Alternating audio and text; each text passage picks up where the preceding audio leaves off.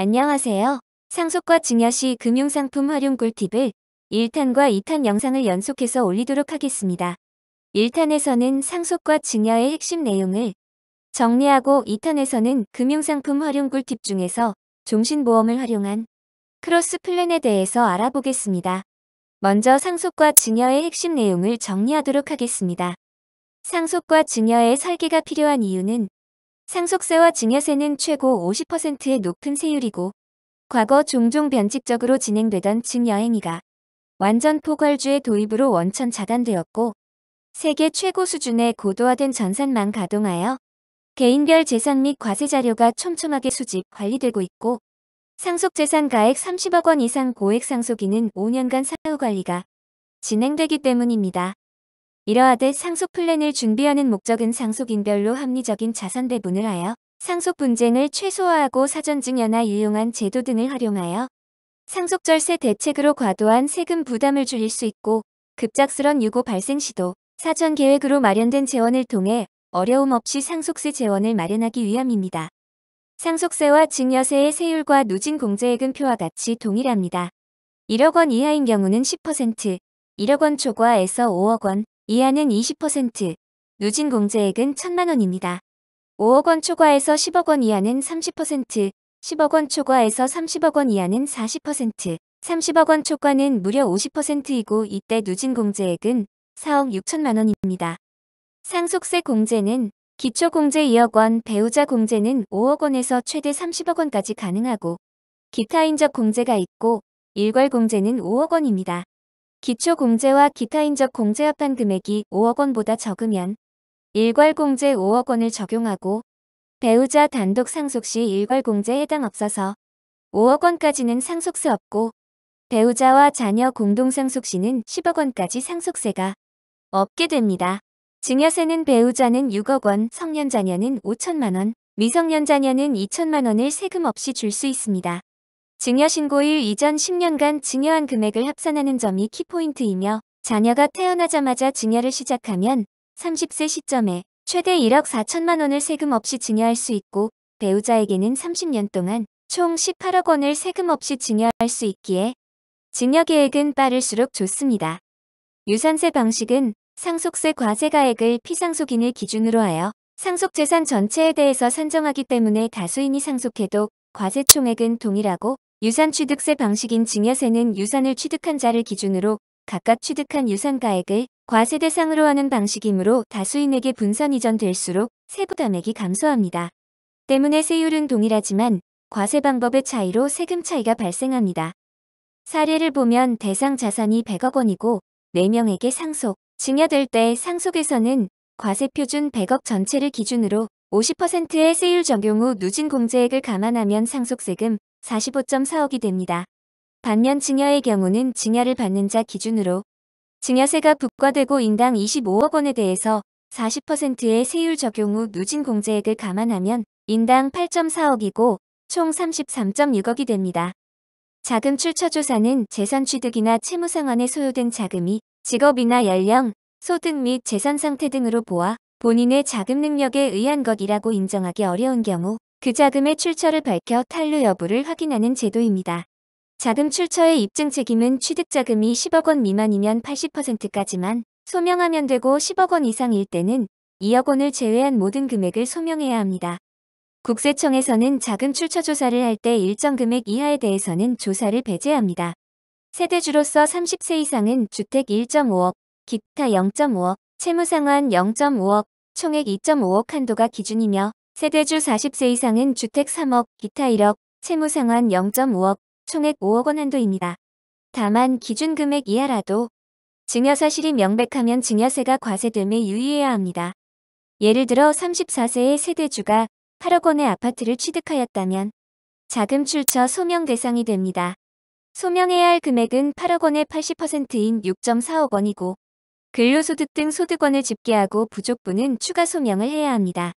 주로 담보대출을 이용한다거나 부부 공동명의로 부동산 취득하는 방법으로 대비하는 경우가 많습니다. 상속 개시 전에 부동산 증여를 통해 세금을 절세하는 방법 중 하나를 간단히 살펴보겠습니다. 부동산의 경우는 장차 상속 시점에 부동산 가격이 상승하는 경우가 많고 특히 10억 원 이상의 부동산에 대해서는 사전 증여하는 경우가 많습니다. 보통 토지와 건물 소유권 중에 토지만을 자녀 명의로 증여합니다. 이때 증여세율을 고려하여 지분 비율을 결정합니다. 토지 증여 후 건물주인 부모와 토지 소유주인 자녀 간의 토지임대차 계약을 체결하여 임대보증금과 월 임대료로 자녀의 정상적인 소득 금액을 확보합니다. 이 소득 금액으로 자녀는 증여세를 납부하고 추후 건물 상속 시에는 상속재원으로도 활용하게 됩니다. 특히 월세 중 일부로 종신보험 같은 금융상품에 가입하여 효율적인 상속 준비가 가능합니다. 피상속인의 사망과 동시에 그의 재산은 상속인들에게 자동 상속됩니다. 이때 피상속인의 유언이 최우선으로 적용되고 유언에는 자필증서, 녹음 공증증서, 비밀증서, 구수증서의 방법이 있습니다. 그리고 유언이 없을 경우 상속인들 간의 협의로 상속 지분을 배분하게 됩니다. 협의에는 상속인 전원이 참여하고 동의해야 하며 일부 상속인들끼리 한 협의는 무효입니다. 그리고 유언도 없고 협의 분할도 되지 않은 경우는 법정 상속 순서에 따라 상속 지분이 배분되게 됩니다. 자필증서인 자필유언장은 형식적 요건을 갖추는 것이 매우 중요합니다. 유언의 내용은 자유롭게 할 수 있고 내용 전체를 자필로 기재해야 합니다. 성명, 주소, 내용 작성일, 날인 중 하나라도 빠지면 효력이 없습니다.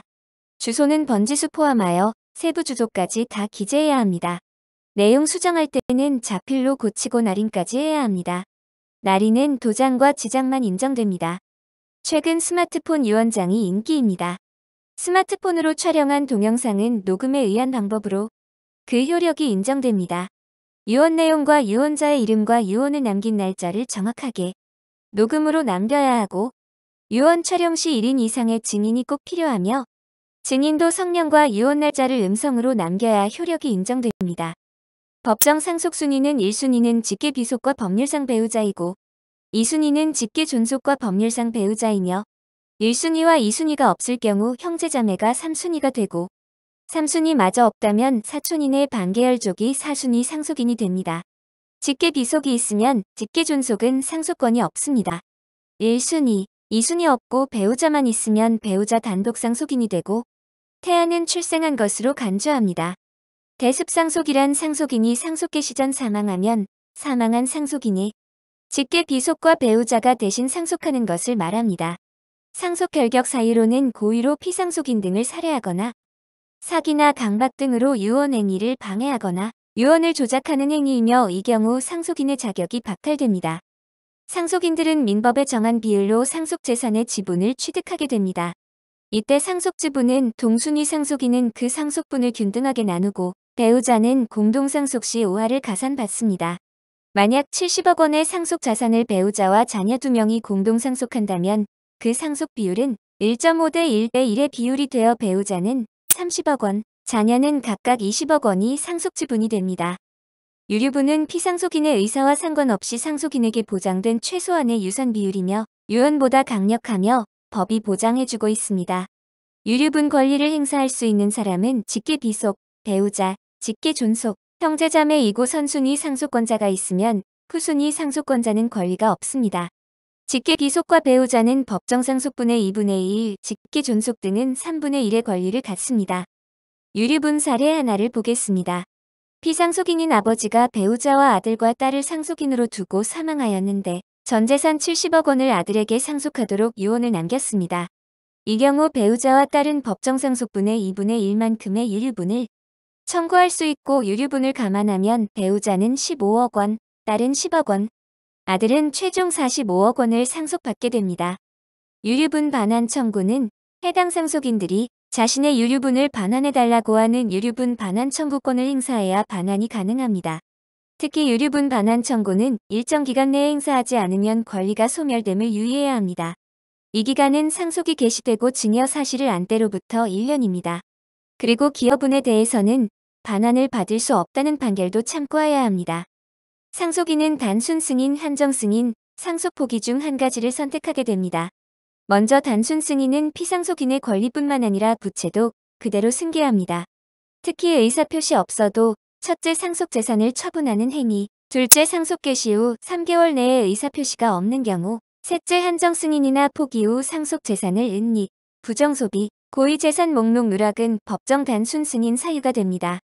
한정 승인은 상속재산의 한도 내에서 채무 변제 조건의 승인이며 보통 상속 포기를 하기에는 애매하거나 고인인 피상속인의 채권, 채무관계를 잘 모르는 경우에 선택하게 됩니다. 채권 목록을 작성하여 신문에 공고하는 등 절차가 조금 복잡하지만 다른 사람에게 피해를 입히지 않고 피상속인의 채무 상황을 후순위 상속인들에게 알릴 필요도 없기에 비교적 많이 이용됩니다. 보통 빚이 너무 많다면 상속인들은 상속 포기를 하게 됩니다. 상속 포기를 하면 재산과 빚 모두를 물려받지 않고 상속 개시 후 3개월 이내에 법원에 포기 신청서를 제출해야 합니다. 특히 상속 포기를 할 경우 후순위 상속인들에게로 빚이 승계되기 때문에 상속 관련인들을 전부 모아서 한 번에 상속 포기를 해야 다른 사람들이 피해를 입지 않습니다. 재산이 아주 많지 않아도 상속인들이 돌아가신 분의 재산 내역을 파악하기는 쉽지 않습니다.